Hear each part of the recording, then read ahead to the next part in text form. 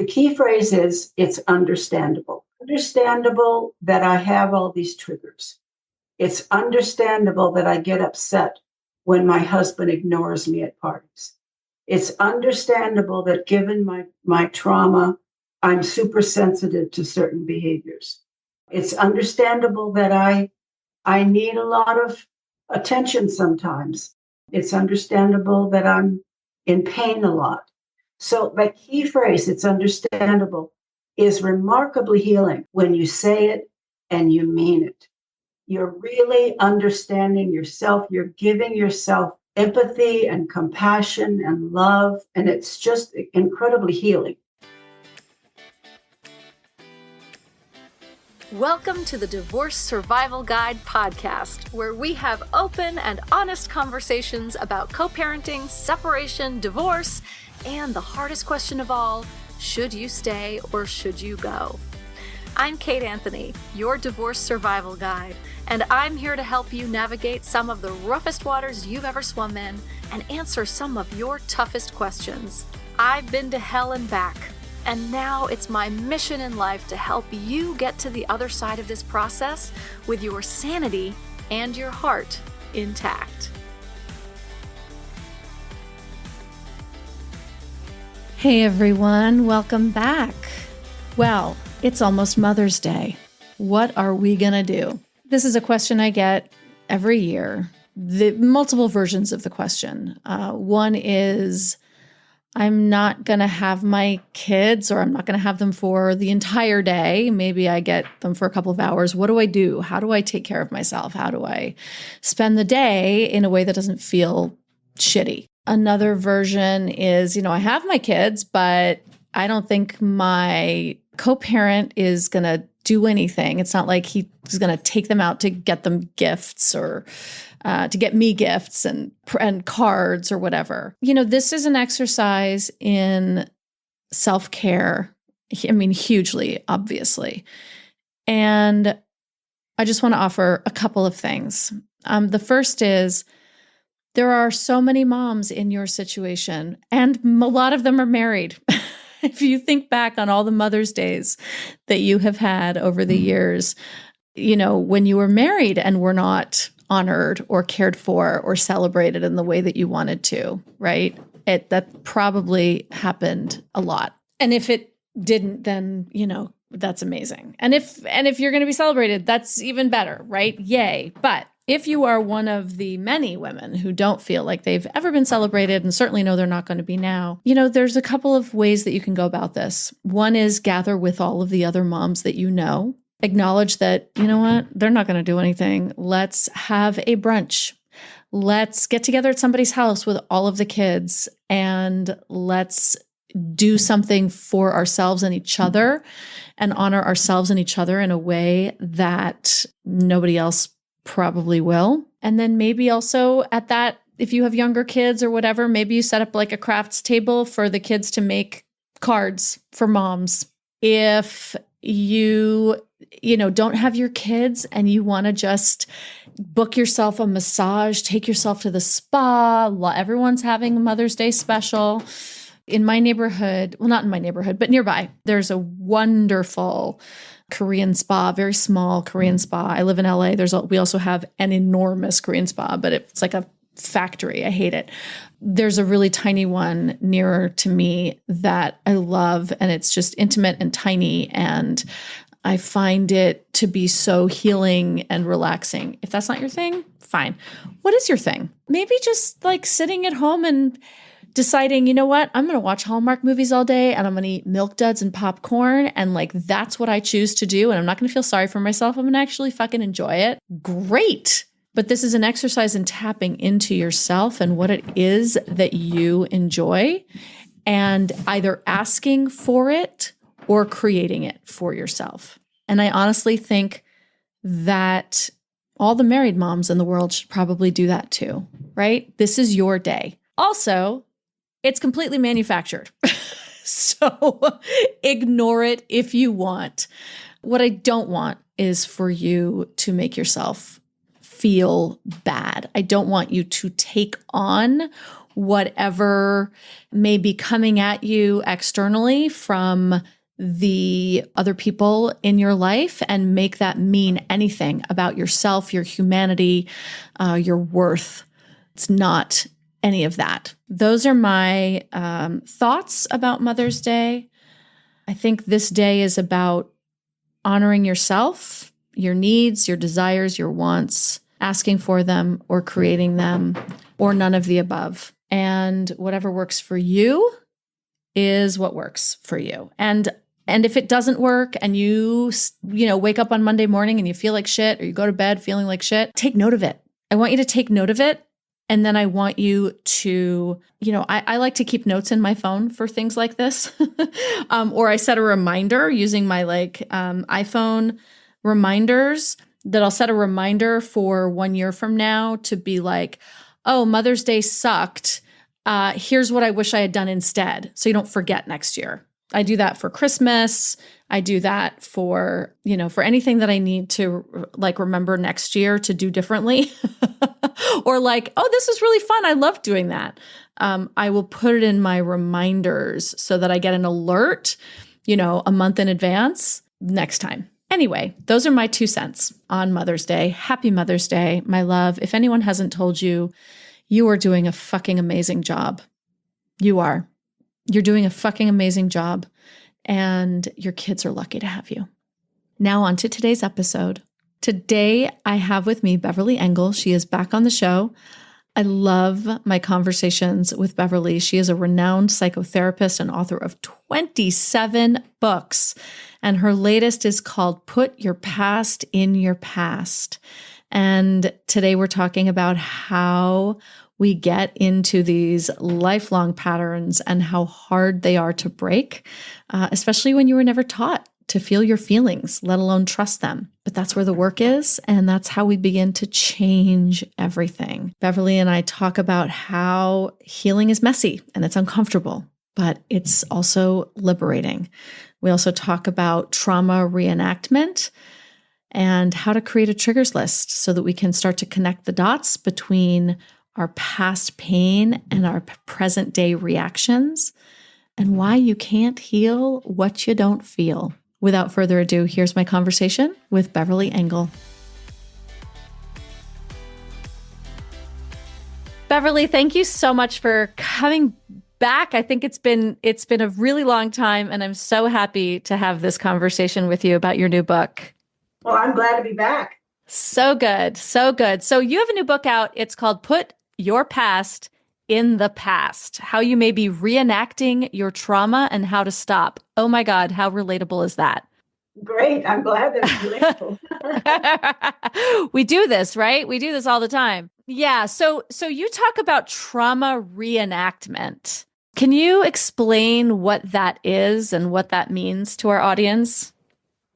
Yes, it's all on an unconscious basis. Right. We tend to repeat the trauma that we experience in childhood mostly, but anytime we have a trauma experience, we repeat it in an attempt to undo it, or in an attempt to understand it, or to get a different result, or sometimes because a memory is trying to come up and we've been holding the memory down. So we end up reenacting the trauma as a way of kind of letting the memory come up. Oh, that's interesting. Can you say more about that, or maybe give an example of what that looks like? Yeah, actually, Freud is the person who identified this whole syndrome. Mm-hmm. He called it the repetition compulsion. Yes, and right. He reported having clients who came in and who didn't report a trauma, but kept having these repetitious experiences with people, kept being re-victimized, kept getting involved with the same kind of people, et cetera, et cetera. Mm-hmm, mm-hmm. And he said that even if a client never talks about it verbally, they're reenacting it in their life.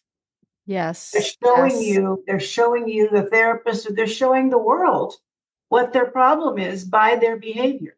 Mm-hmm, even if they never talk about it. even if they don't have a clear memory of it. Interesting. Yeah. I Yeah. mean, so many of us, we are right. We get into these same abusive relationships, and so many people, not everybody, right? But so many people do so because it's kind of what they learned in childhood, and they're trying to heal that wound, or they're trying to better understand it unconsciously, as you said. But this idea that there's a memory that's kind of locked in there that we're trying to surface is really interesting. Yeah. To That's me. what flashbacks are. Flashbacks are like blips of memory. We, we have a flash of the trauma. We may not consciously connect that it's the trauma. But we have this flashback, and if we pay attention to our flashbacks, and if we pay attention to our triggers, those are also signals that memories are trying to come through.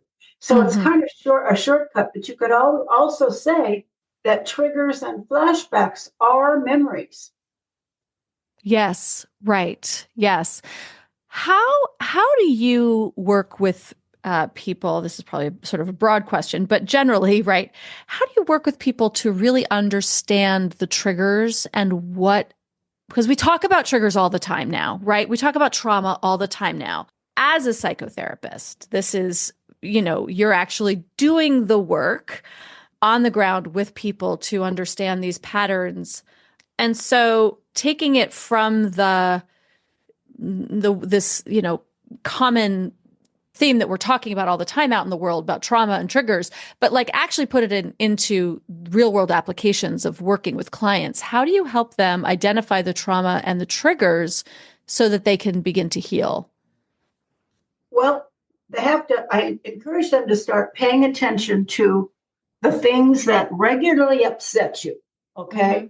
And I encourage clients to actually start a triggers list where they list their most common, most important triggers.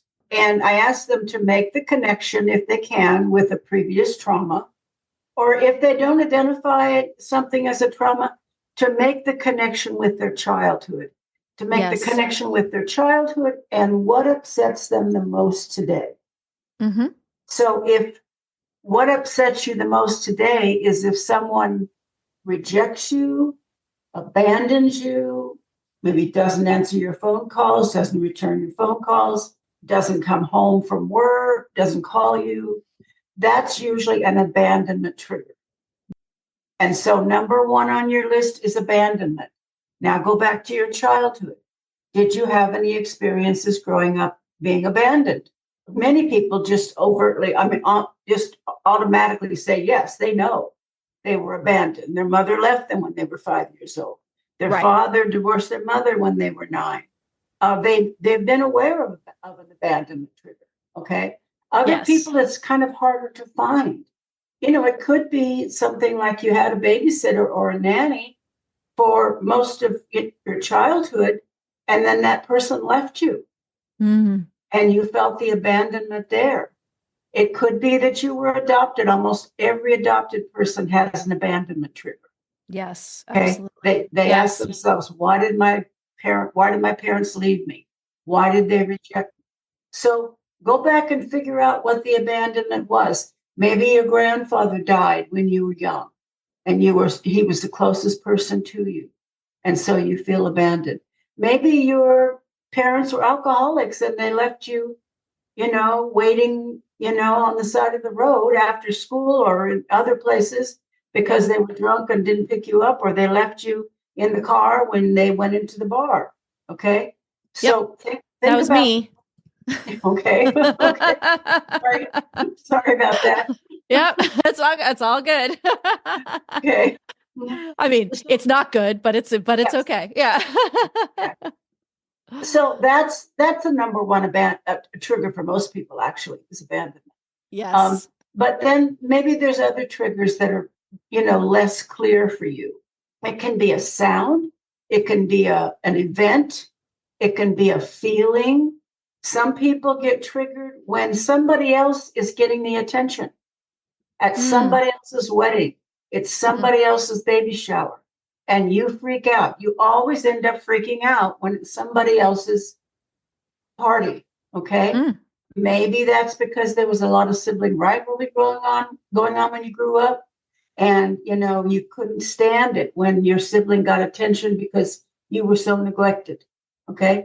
So look for what upsets you the most often. And since this is, this is focusing on divorce and healing from a divorce, what upsets you the most about your partner? What kind of behavior on his part? What kind of things did he say? What kind of actions did he take that triggered you the most? What hurt your feelings the most? What made you the most angry the most often? And that would be on your triggers list. And the benefit then of the triggers list is that you're not operating in the blind so much. The next time you get totally upset and you don't know why, go to your triggers list and say, okay, is it this? Is it this? And most of my clients are easily able to identify the trigger once they've made that list. Yes. And then you get to sort of take responsibility, right? And and I think what's important is discerning between what's my wound and what's someone rubbing on that wound. What's behavior, like it's my trigger, yes. But then if I'm able to communicate that to my partner, a loving partner will say, oh my gosh, I don't want you to feel that way. That's terrible. What can I do to help? Or I'll obviously stop that behavior. But a non-loving partner won't care, right? Yes. And their response will be, well, that's your problem. Exactly.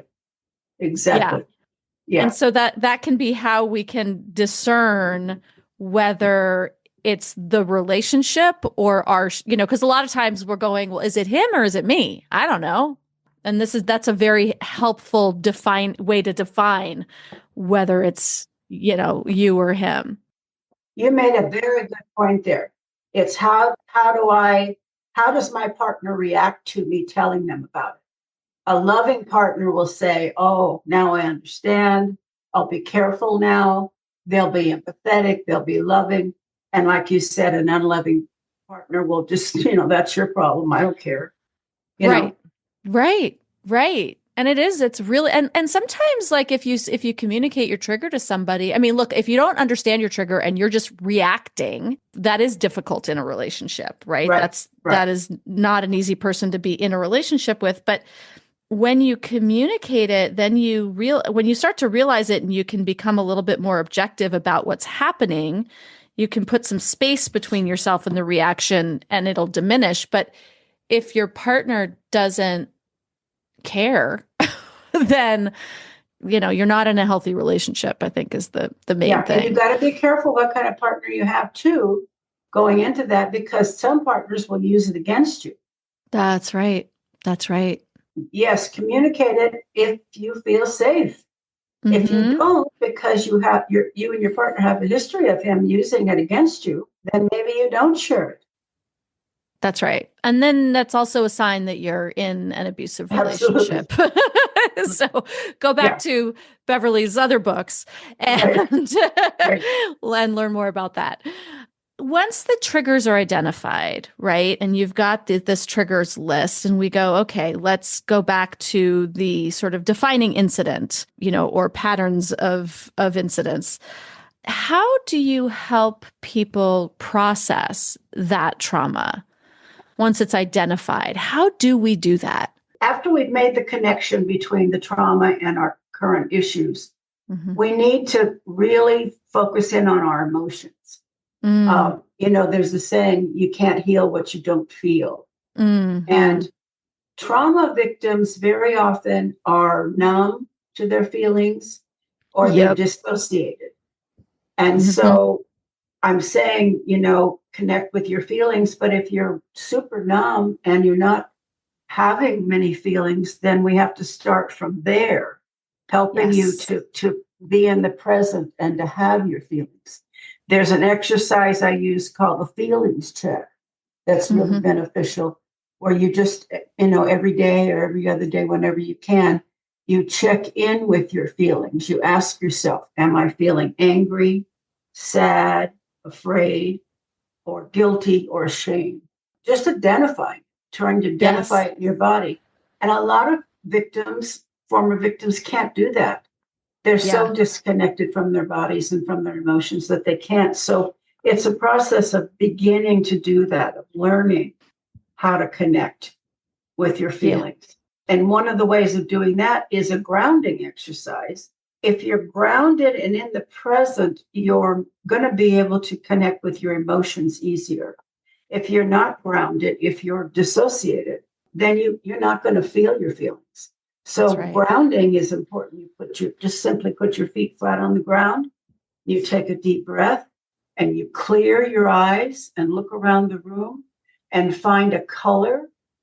Say, I'm going to identify all the blue in the room, and just slowly keep breathing, keep feeling your feet on the ground, and just scan your eyes and find the blue. And as you're breathing, keep doing that. Most people will feel considerably different when they're Yes. grounded than if they're not grounded.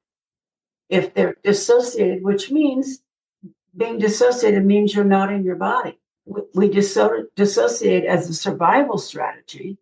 If we have a major accident, if we're being abused, we leave our body because our whole system can't take the trauma in the moment.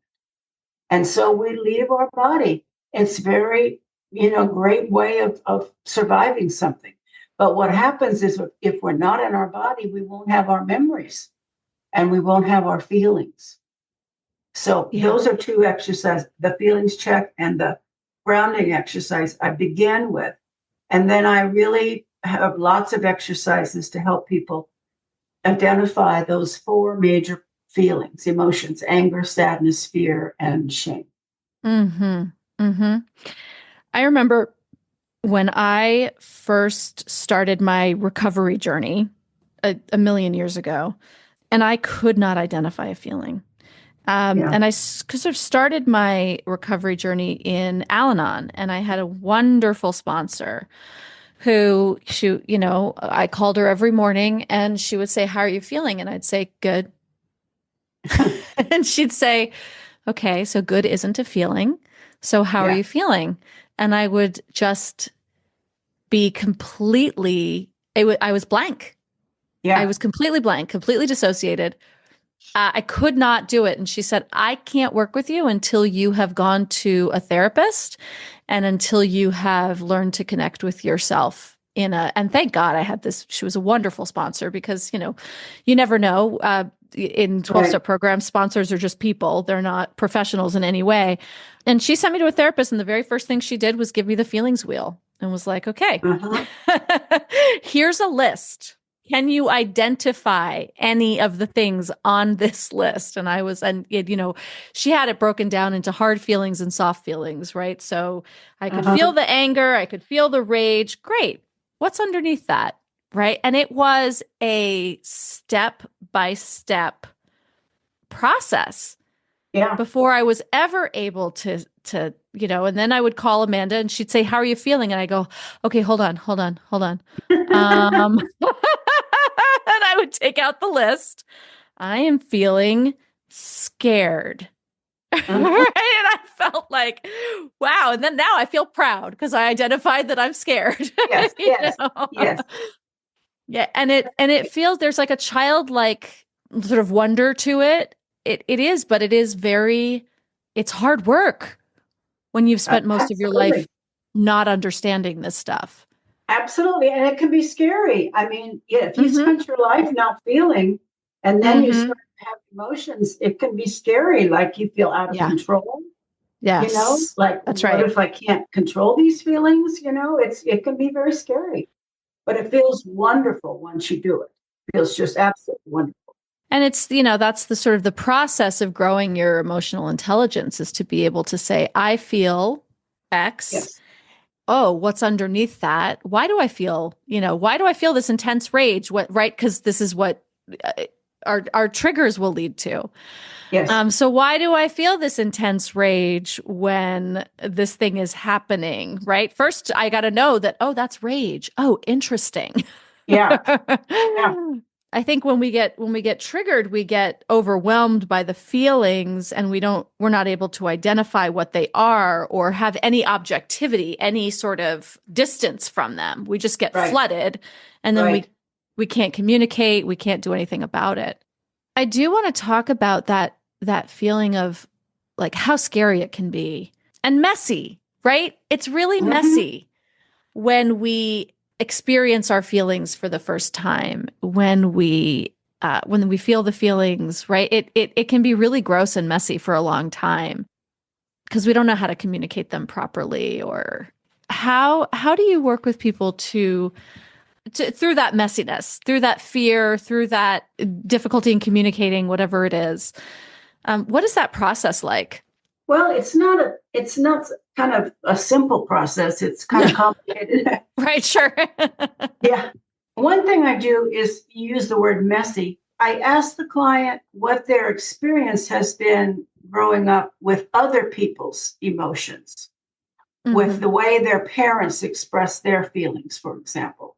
If their mother would get, I hate the word hysterical, it's not because it's always identified as a female character. Right, of course. Exactly. But if their mother was constantly going off the deep end, screaming, being irrational, being upset, and they start having some feelings of their own, that can get super scary because they're afraid they're going to become their mother. Mm-hmm. Or if their father, beat them up every time he was angry, they're afraid that they're going to be like their father. That's right. So we talk about that just because your parents acted this way around their emotions doesn't mean you will. In fact, because you're focusing on your emotions in a positive way and learning how to express them, you're not as likely to become your father. That's right. It's the unconscious that is the danger. Yeah, absolutely. So we just talk about, the positive ways of expressing emotion, and we talk about their positive experiences with it. Yeah. What happened when you went to the birthday party last weekend? Usually you get, like we talked about, you get really jealous of the person who's having the party because of the sibling rivalry you experienced. What happened this weekend? Well, it turns out I did start to feel jealous. I did start to resent her that she was having all these presents and all this attention. And then I did some deep breathing and I did some grounding. I also encourage people to practice gratitude. And in that feelings check, I'll tell you in a minute, the opposite of anger is gratitude. So she'd been working on gratitude. So, I felt my anger, and then I went to the other side, which is literally the other side of your brain. And I practiced my gratitude, and I didn't feel the anger anymore. And I didn't feel the jealousy. I just was able to stay present and enjoy myself, be grounded, enjoy the positive things at the party. We'll talk about how to not compare yourself to abusive parents, to recognize how you can be different. And that's very empowering. That was a very empowering experience for her, that she went to that party and she didn't become jealous. Right. And she was able to be grateful for what she has.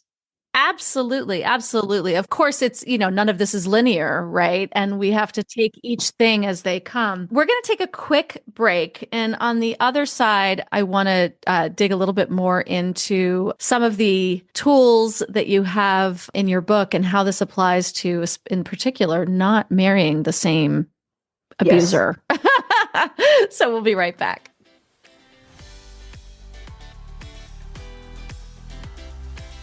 Divorce is hard. No question about it. The uncertainty, the isolation, it can feel like you're drowning. But you don't have to go through this alone. There's a place where you can gather with other women going through divorce and get expert advice from professionals like me. Phoenix Rising, a divorce empowerment collective. Phoenix Rising is an ongoing group coaching program designed to walk you through some of the hardest parts of your divorce in community with other women who are going through it too. In Phoenix Rising, you get 3 live coaching sessions with me every month, plus a guest expert call with a top industry professional every month. You'll learn exactly what to do, when and how, but more importantly, you'll have a community of women who truly understand. Because when women come together and share their stories, something powerful happens.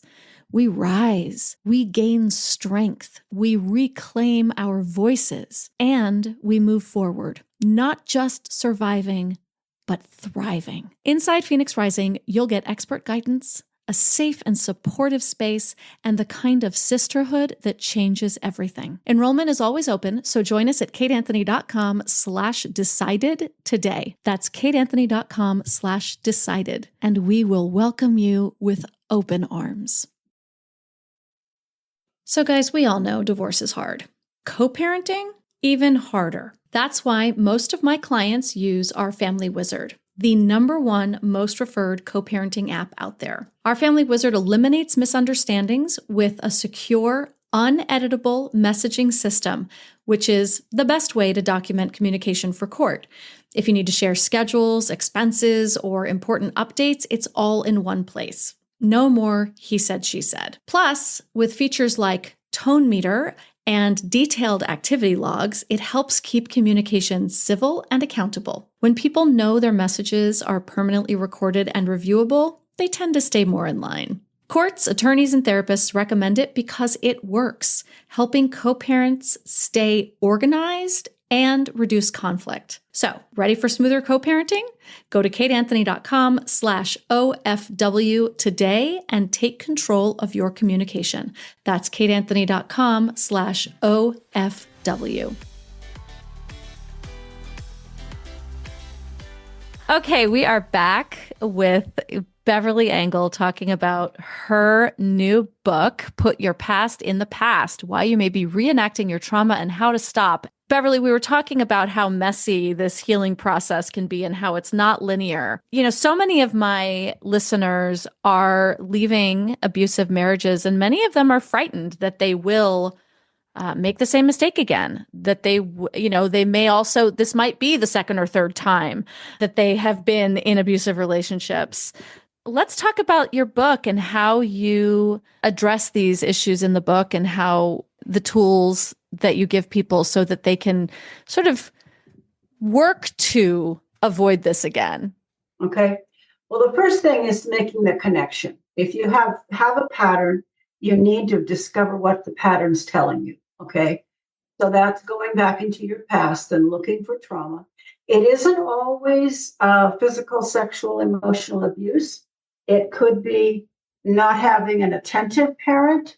Yes. Having a neglectful parent. Mm-hmm. It could be a trauma like a fire, a major accident, but usually it's about abuse. It's about either abuse or neglect in childhood. And it's not always your parents. It could be a teacher, a coach, a grandparent, somebody important in your life. So the first step always is to make that connection. So if you had a partner who was an alcoholic, obviously go back in your childhood and look for the alcoholics. Okay. Right. Yep. If the trauma was abandonment, again, go back and look for the abandonment. If the trauma was cruelty and, yelling and verbal or physical abuse, look for that. So you need to find that in your childhood. You may have a real strong need not to find it. Okay. Yeah. We have a really strong need to deny these things and to forget these things.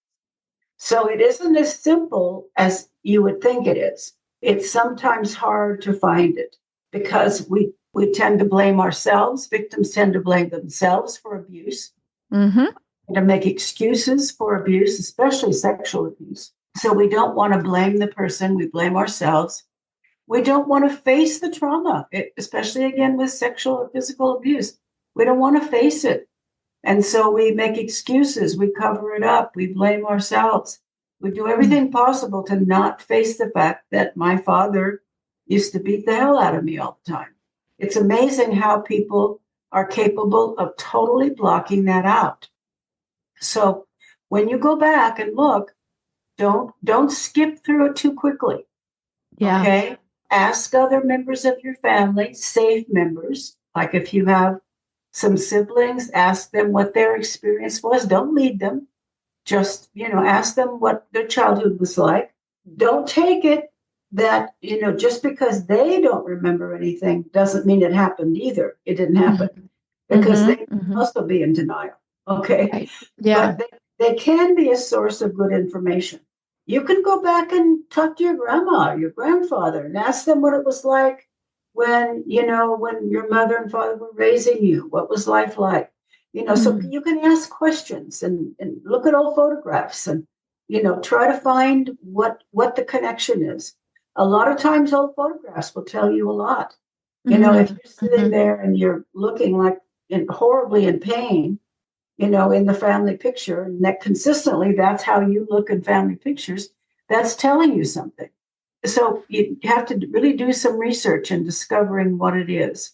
Remember, you probably already know, and you don't want to face it because you don't want to blame them. You don't want to admit that happened. You don't want to face the pain. So just kind of really give yourself permission to know. Tell yourself, look, I don't want to do this again. I don't want to marry a man like this. Okay, so I'm going to really search this time. I've looked before. I haven't found anything. I'm going to really trust my gut and say, well, there's got to be something there, and try to find it. So once you find it, that's the biggest thing, is to identify it. Then you need to allow yourself to have the feelings around it. That's kind of where we started today. Yes. To have your emotions. So, okay, now I remember my mother used to go off with various men, and she'd leave me in the house by myself sometimes. She'd leave my sister at home alone with me. Sometimes we didn't have any food to eat. Sometimes men would come over and she would kick us outside and make us stay outside, even in cold weather. We'd be freezing and starving, and she'd be inside with this man. And, so now I know what my trauma was. So when my husband doesn't, pay attention to me, when he ignores me, when we go to a party or a gathering and he totally gets caught up in talking to another woman, and, he swears he's not flirting, but just him leaving my side is a horrible trigger. And I've asked him many, many times if he could just check in with me once in a while. He doesn't have to stay by my side, but if he just comes back once in a while and says, hi, honey, how are you? Would you like a drink? That will be all I'll need. But if I sit there and I'm watching him talking to everybody else, he's ignoring me, he's having a gay old time and not paying attention to me, I feel like that little girl locked outside. Yes. And I'm working on it. I'm working on not being triggered by that, but I need him to understand, and I need him to help me with it. And he's very cruel about it. He not only doesn't help me, he makes fun of me. He says, oh, little baby, I told him what there is. And he says, oh, little baby locked out, too bad. So he's cruel about it. And I don't want that to continue. And if he doesn't change, I'm going to leave him. And I'm going to really be on the lookout for people that treat me like that again. I refuse to be treated like that. I refuse to be locked out. Right. If somebody loves me, they're not going to put their selfish needs ahead of mine. They're going to, respect my needs, and they're going to want me. They're going to want to be with me. I'm not going to be something that they want to get rid of. Yeah, no, that's so beautifully explained. That's such a incredible sort of journey that you just took us on with that, because it is so true, right? Because there's all of that. There is, oh, it's mine. There it is. It's my wound. Yeah. I've identified what it is. I get triggered. I communicate it, and he's cruel. And then there's what to do with that, right? Because you said in there, if he doesn't change this, I'm going to leave him. And so many times we use the threat of, I'm going to leave you if you don't change this, as a threat, right? As a right. But I don't think we mean it, right? We don't actually mean it, because then we don't leave, right? Yeah. I've told him that if he doesn't stop, that I'm going to leave him, but you haven't. It's like there's a space in that is so important to fill with kind of been talking about this self-knowledge and understanding how you operate and then communicating how you operate. But then there's also the esteem piece of, no, I really actually am now not a person who will stand for that. There's a gap, I think, to bridge there, identifying all of these things and then also becoming the person who, once identified, actually no longer does tolerate that kind of behavior. And there's two steps to come here that are going to help with that. One is what I call healing conversations. One part of that is sharing your trauma with somebody who's compassionate and understanding and that will really hear you versus your husband who says, you're a little baby, Right. So it's like sharing up with a compassionate person or a healing conversation can be going to the source, going back to the parent who treated you that way. Now there's all kinds of issues with that, all kinds of problems with that, but there can also be a huge benefit. So if this person went back to her mother and said, Mom, I want to have a conversation with you about the way you treated my sister and I. And, I've worked on forgiving you and I love you, but I really want you to hear me out about how much that hurt me. And then you can choose whether or not you actually want to talk to that parent and tell them how hurt you were, how much it damaged you, and that you still want to have a relationship with them, but you want them to understand how much it hurt. You're not trying to make them all bad. You're not trying to punish them. You just want them to understand you. Okay? So that's a difficult conversation, and that's a difficult decision as to whether that's right. you ever confront an abuser. Okay? Pros and cons there. You never confront an abuser if there's any risk at all that they're going to attack you, either verbally or physically. Right. If you know that if you try to tell your mother that, she's just going to start screaming at you and having a fit, and she's going to call you names and throw things in your face that you did when you were a teenager, then no, don't confront that person. Okay. But if you have a mother that maybe has gone through something themselves, maybe they've gone through some kind of a transition, a religious transformation, or maybe they went to Al-Anon or Alcoholics Anonymous or Sex Addicts Anonymous. Maybe they had some therapy, some healing, and you have a sense that they could maybe hear you. They'll get defensive, but maybe they could hear you. Then that's a real good candidate. Okay. Yes, absolutely. Extremely healing if you talk with someone like that. Maybe you can't talk to the person directly. Maybe you need to write them a letter. Okay. And be really careful with your words again. Say, I started out usually with, I've forgiven you for these things, or if that's not true, I'm not holding any grudges with you, but I just have a need to tell you how much it affected me. Maybe you need to write a letter. Maybe you need to walk around your house and talk to them out loud, or put a chair in front of you and do a role play where you tell them everything you've ever wanted to tell them. That can be extremely healing. That can be the missing piece in terms of, you healing and you getting the strength to really become different and to stand up to your partner and to say, to yourself mostly, I'm not going to put up with this anymore. So that's one way to do it for sure. Yes. The other way is to offer yourself self-compassion. Self-compassion is really, really phenomenal in healing trauma. It's the antidote to shame. Yes. And most people who are victimized in any way growing up have a tremendous amount of shame. Most victims blame themselves. Most victims have a lot of self-blame, and most victims actually, have a really loud inner critic, and most victims will have low self-esteem. So self-compassion can help heal all those aspects of shame.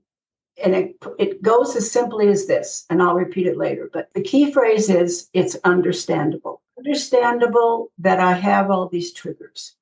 It's understandable that I get upset when my husband ignores me at parties. It's understandable that given my trauma, I'm super sensitive to certain behaviors. It's understandable that I need a lot of attention sometimes. It's understandable that I'm in pain a lot. So my key phrase, it's understandable, is remarkably healing. I can't even tell you how healing it is. It's phenomenal when you say it and you mean it. Yeah. You're really understanding yourself. You're giving yourself empathy and compassion and love. And it's just incredibly healing. That's just a shortcut here. But self-compassion basically is giving yourself that comfort that you wished you would have received either in childhood or in your marriage. It's like not waiting for it to come from somebody else anymore. I'm going to give it to myself. I've been married twice. I've been begging for a partner that has empathy and understanding and is not critical of me all the time and not putting me down. And twice now, I've married somebody who looked good at first, but then started in on the criticism and the picking, and I'm never being pleased. And, I'm always wrong. And I'm not going to do it again. So it's got to start with me. I've got to stop being critical of me, number one. And I've got to start being compassionate toward myself. What these two ex-husbands, didn't have was empathy and compassion. They had none. They could not put themselves in my place. All they could do is judge and be critical. All they could do is project their own shame outward toward me. They were projecting their own shame on me because they didn't know how to heal their own shame. And I was a likely target. And I took it. And I believed it. So now I've got to be the one to stop shaming myself, stop blaming myself, stop taking the shame and blame, start talking to myself in a loving way, and start understanding. Self-understanding is a huge part of self-compassion. That's the step that, it's understandable. No wonder I'm like this. I'm not just a freak, and I'm not just, a child demanding to be loved. There's a reason why I am the way I am. And there's a reason why I need a partner who will be able to recognize that. But I still am going to have to be number one in terms of giving myself that. I've got to give myself compassion and empathy and love. And then once I do that, and we've heard this, it's kind of a cliche, once I've given myself enough love and compassion, then I'm going to attract more compassionate and loving people. Absolutely. And I think so, I love, first of all, the carried shame piece, I think, is one of the most powerful lessons that I learned and that I pass on to my clients. And it can be so healing to just sort of slide back the peephole and to say, oh my God, all of this shame that I'm feeling is actually not mine. This is not mine. This belongs to the other person who couldn't feel it for themselves and had to project it onto me. Yeah. And then I, as an empath or as a, wounded whatever, right, I absorbed it. I believed it. And it is so freeing to release that shame. And then to be able to replace it, as you said, with the opposite, which is the compassion. It's like, it's just, I think, one of the most gorgeous and freeing things we can do for ourselves. Absolutely. Absolutely. And then as you move through this, it becomes so healing. When we build our self-esteem that much, and when we build our self-knowledge and we grow in this way, we don't need somebody to fill those holes for us. Yes. Right. So for me, it's also not just attracting the right person. It's also just recognizing the wrong ones and saying, no, thank you. And being happy. I spent 8 years single because I got to the point where I wasn't going to suffer any more bullshit. Yeah. Yeah.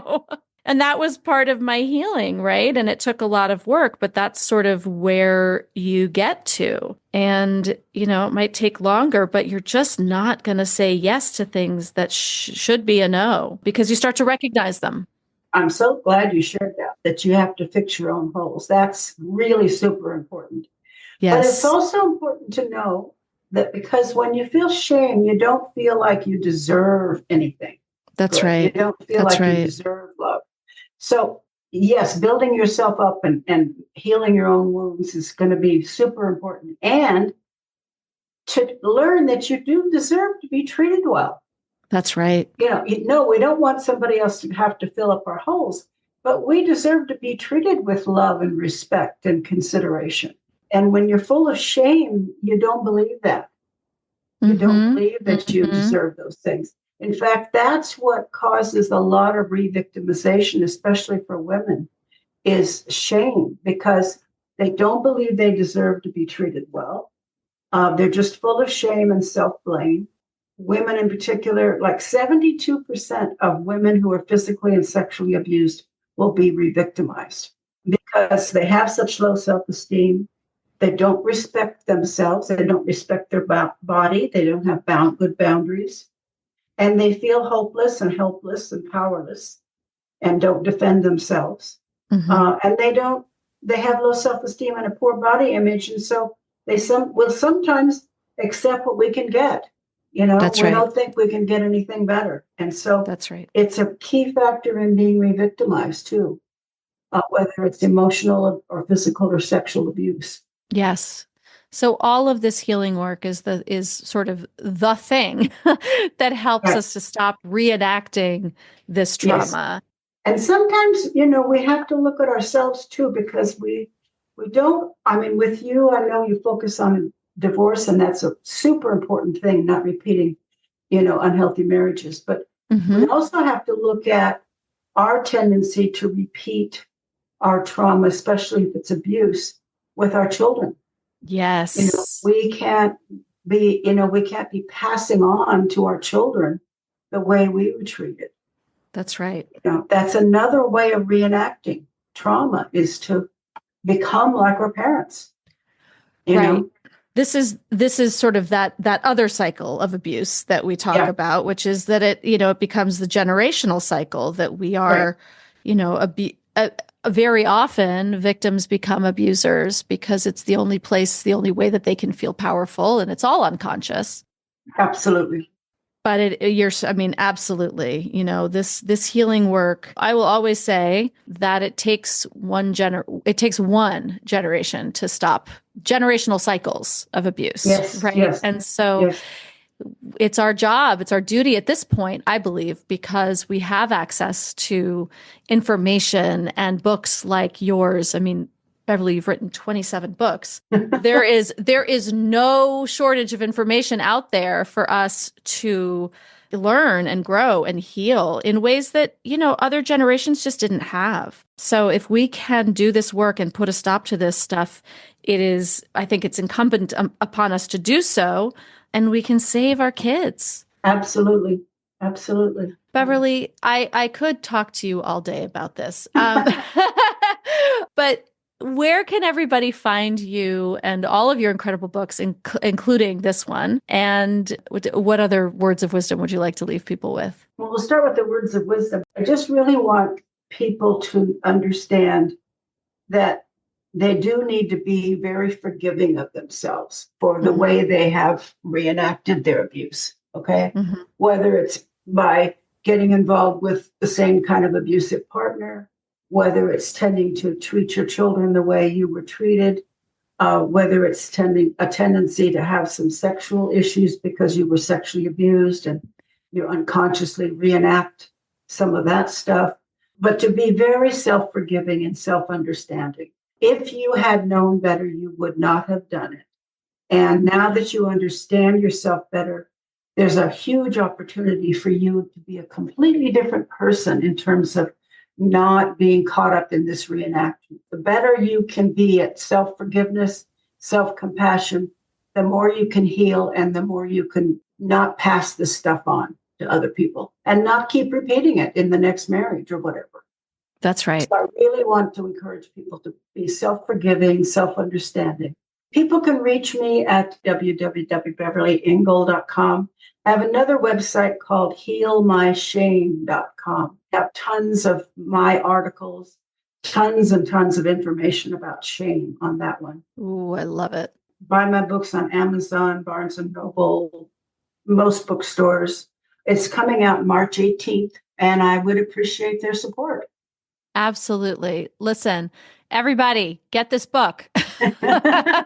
Really, if you have loved Beverly's previous books, Escaping Emotional Abuse, which we talked about a few years ago, It Wasn't Your Fault. I mean, so many books that you have written that are so powerful. Everybody, please get this book because this is how we stop these patterns. This is how we do it. So, Beverly, thank you for writing this book. Thank you for coming on and sharing your incredible wisdom. And I'm just so grateful for you that you're in the world, particularly in my orbit. Well, I'm grateful for you too. I love being interviewed with you because you share so much yourself. You share many experiences of your own, and you make everything really human and really nice to hear. So, and I really wish you a lot of luck with your divorce workshops. I think you're doing really important work. And I'm definitely going to be referring my clients to your latest book. Oh, thank you so much, Beverly. I so appreciate it. Thanks for tuning in to another episode of the Divorce Survival Guide podcast. If you like what you hear, head on over to Apple Podcasts or wherever you listen in and leave me a review. And don't forget to follow me on Instagram at the Divorce Survival Guide. I'll see you next time, and until then, remember, you, my love, deserve to be happy.